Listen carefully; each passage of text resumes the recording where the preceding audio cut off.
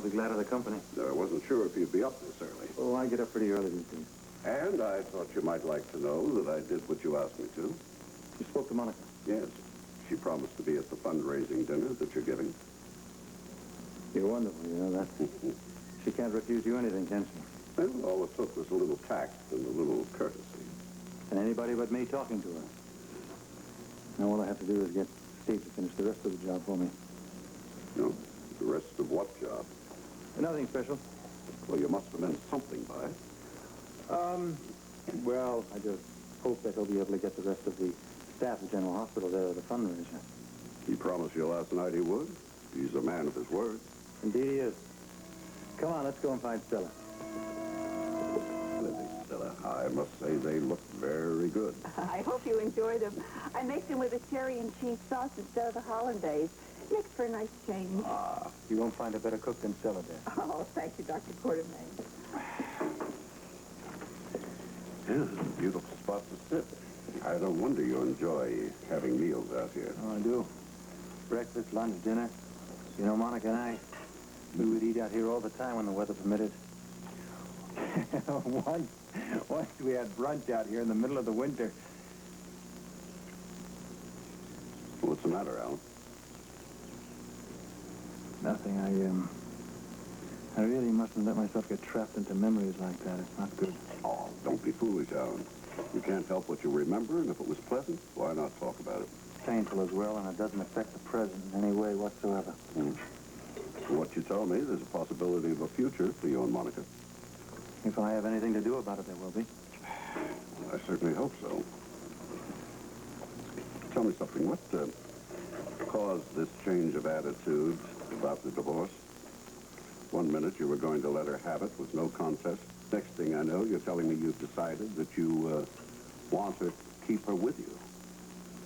Now, is this a matter of pride? Or is it something more, Alan? It's something more, and I'm glad you asked. Well, you are. Usually you resent my interference. Not this time. I've made a rather happy discovery, and I think it's going to please you as well. Yeah, what might that be? Alan Quartermain Jr. is definitely my son. There's no question about that whatsoever. Oh, that's an odd statement. I didn't know that you ever had any doubts about that. I did. I hated to admit it, but I did. And what convinced you otherwise? You sound skeptical. No, nothing of the sort. I'm just waiting to hear what it is you have to say. Monica did it for me. It seems that she had to know the truth as well. I don't believe this. Monica? That's right. I know you're shocked. I was as well. Because if Monica needed to know the truth, that means that she had an affair with Rick Weber while we were separated. Did she admit all of this to you? No, but I think it's fairly self-evident. I wonder if it could be true. It's true. Rick Weber has always been my nemesis with Monica. Even when he was married. But that's neither here nor there. Monica had the blood test done, and they proved beyond a shadow of a doubt that Alan Jr. is my son. I even talked to Tom Henry, the hematologist over at General Hospital, and he confirmed it. Well, I'm sure it's a great relief to you to have this substantiated, but I can't say I'm really surprised. You can't. You were the one who said we should be going over to the court to petition them for the paternity test. I know what I said, Alan, but that didn't represent any particular conviction on my part. It was only a desire, like yours, to know conclusively one way or the other. No, I have always felt deep down that Monica's too honest a woman to try to pass another man's child off on someone else. That's quite a testimonial. Well, that's how I felt. Look, let me just give you one word of caution. I think that we ought to keep this between us for the time being. Really, I don't think you ought to say anything to anybody. Not to Mother.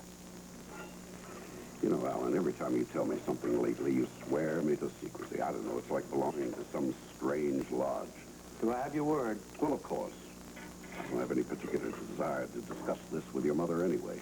She is firmly convinced that everyone was created by Louisa May Alcott. I certainly don't want to be the one to disillusion her.